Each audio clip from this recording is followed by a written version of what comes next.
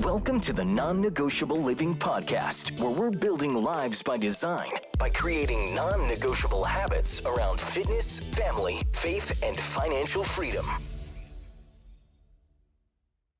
Hey friends, welcome back to another episode of Non-Negotiable Living. Today I want to have a real honest conversation with you about something that I used to believe was the key to staying lean, and it was cutting carbs. I thought that if I kept my carbs low, I'd stay leaner, smaller, more in control of my weight, and you know what?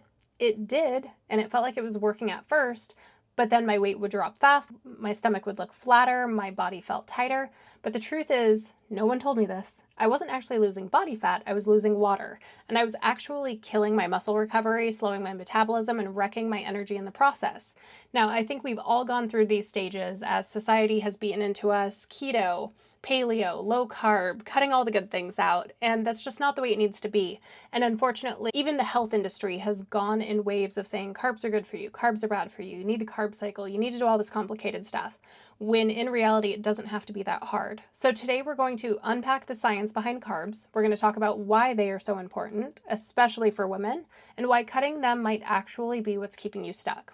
So first off, let's talk about carbs and metabolic flexibility. So your body is designed to use two main fuel sources, carbs and fat. Carbs are your body's preferred fuel source.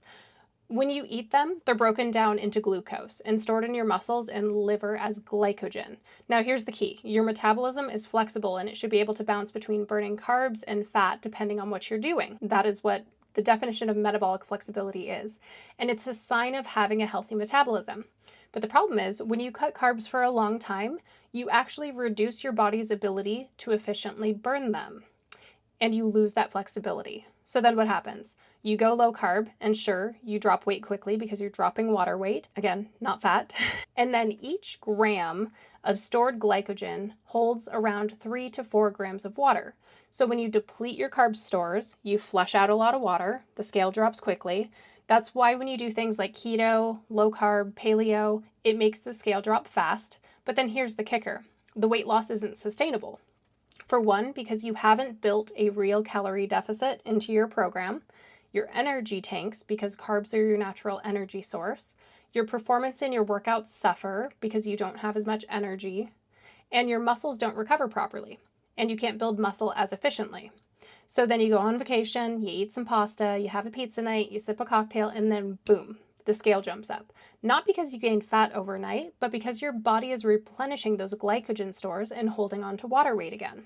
So that bounce back is normal, but most people panic and they think, see, carbs made me fat. And no, the carbs made you hydrated and energized. So cutting them made your body vulnerable to that rebound that you created.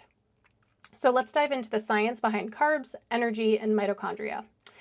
So mitochondria is your energy powerhouse in your cells, and your mitochondria take the food you eat and turn it into ATP, which is essentially energy. And while they can use both carbs and fats for their job, carbs are more efficient, especially during high-intensity exercise. So when you lift weights, do HIIT workouts, or even just go for a brisk walk, your body turns to carbs first as an energy source.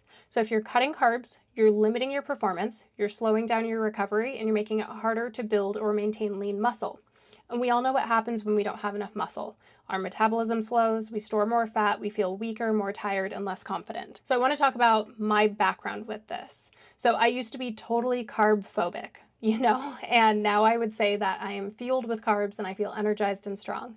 But I really did used to think that carbs were the enemy, much like most people who grew up in the 90s believing that carbs were the enemy, they were the devil, we had to cut them out, that's how we lost weight. And we thought that eating them meant getting bloated, gaining weight, and having less control over our bodies. So for years, I kept my carb intake low. It wasn't always intentional. It started out intentionally, and then it just became the default because I would intuitively eat low carb. And it kept me small, not strong, not refueled, and not thriving. So I look back at pictures of myself when I weighed 130 pounds. I didn't have a whole lot of muscle definition. My body fat was higher. I was definitely struggling with high cortisol. I would assume that my hormones were pretty imbalanced. I know that I wasn't sleeping well. I was bloated all of the time. And it was because I wasn't fueling my body with what it needed. So then I learned the truth that carbs are necessary for muscle growth and they help drive protein into our muscles post-workout. They replenish our glycogen and they help reduce cortisol and help us recover faster. So when I started eating more carbs, like real balanced portions, I started building more lean muscle. I started recovering better, my energy improved, my sleep got better. And guess what? I didn't gain fat. I actually got leaner, stronger, and more confident. And I finally felt in control of my metabolism instead of fighting against it. So what should you do? First off, you need to understand that carbs are not bad and they're not optional, they're essential. They help with our brain functioning. If you have brain fog constantly and you're eating on a low carb diet, that's probably why. Now, I'm not saying go eat Pop-Tarts all day. Pop-Tarts are great though. You should eat Pop-Tarts. I'm saying prioritize whole fiber-rich carb sources like sweet potatoes, white potatoes, rice. And yes, white rice is fine. I eat it every single week, multiple times a week.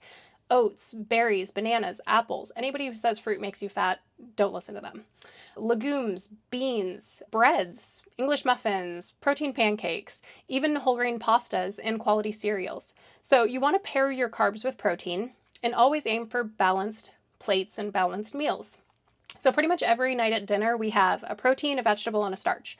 And the kids get to choose between rice and noodles, whatever they want to eat. So then we kind of bounce back and forth between those. Same with breakfast. You could add some high protein, high fiber granola to your yogurt. Some people like to eat cottage cheese on toast. People like to have protein waffles, protein pancakes in the morning, just having toast on the side of their eggs and their breakfast foods. All of that is perfectly fine. So you want to pair your carbs with protein to create that balance. And then the real question, how much is enough? So most people thrive when 40 to 50% of their calories come from carbs, even if they're lifting weights, walking regularly, and working on hormonal balance. So it might look like a cup of cooked white rice, 1 to 2 slices of toast, a potato with dinner, a couple servings of fruit a day. Those aren't cheats, they're fuel, and we need them. So you just have to remember that carbs support more than just your muscles. Carbs help with our energy and our performance, and they help with brain function and focus. They help with mood regulation. Low-carb diets are associated with increased anxiety and irritability. They help with hormonal health, especially around our cycle and perimenopause. It increases our sleep quality. And yes, it is necessary for sustainable fat loss and muscle growth and body recomposition. So when we pair carbs with strength training and appropriate calorie intake, that is how we're going to achieve that lean, toned, defined body. So the bottom line is, cutting carbs might look like it's working at first, but it's not a long-term solution. It's robbing you of your energy, your performance, and your muscle recovery. Your body wants and needs carbs to burn, and it thrives off of being fueled properly. You will fuel your body better, build muscle faster, recover faster, sleep better, have more balanced hormones, bring your cortisol down. You don't need to just be aiming to shrink yourself and lower the number on the scale for the sake of lowering it, and dropping water weight isn't doing anything for you long term. So we want to be stronger, more energized, and fully alive and not dealing with food guilt. We want to have food freedom, and part of that comes with eating carbs. So if you're struggling with this, if you have a mindset that gets you stuck thinking carbs are bad, I shouldn't eat carbs, I can't have rice, I can't have pasta, we have to break free of that mindset because those foods fuel our body and our energy. So please, if you need help, reach out to me on Instagram. Until next time, remember, balanced meals around carbs, proteins, and fats are necessary to achieve your body goals. So create those non-negotiable habits and start sticking to them. You guys got this.